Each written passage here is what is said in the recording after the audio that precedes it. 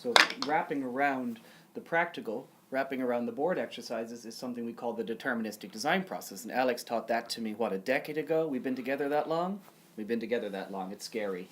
But the idea is that you can take your highly creative people, yourself included, in your organization, channel that creativity to really effectively attack problems. But the way you do it is by exploring fully the solution space while doing analysis simultaneously, while prototyping, and while considering the risks. So if it doesn't work, what are you going to do about it? So what we would say is we encourage brainstorming and we bring structure to the creativity. And the attendees will make these, and then we, for example, mount a laser pointer. You point it down the hall 10 meters, you take it on, you take it off, and you see the wiggle, and we go through the analysis of what are the critical dimensions and what does lead to the non-repeatability.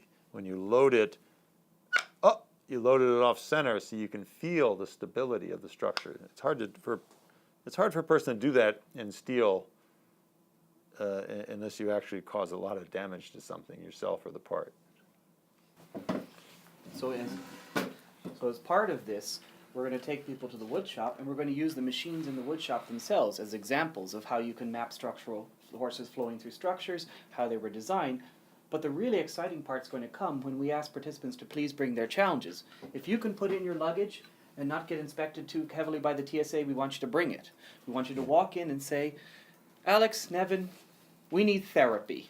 We're having trouble with this. We want to work with people, so we want to use the power of not just ourselves, that's minimal. We want to use the power of a room full of people from industry who are really excited to work on great mechanical engineering challenges to help solve some of your challenges. And maybe not the most confidential thing you're working on, but bring us your issues. Break it down, and we're going to put it on the board. We're taking it apart, and we'll try to apply the deterministic design process. So hopefully you will leave not just with inspiration, but you'll also leave with some solutions in hand.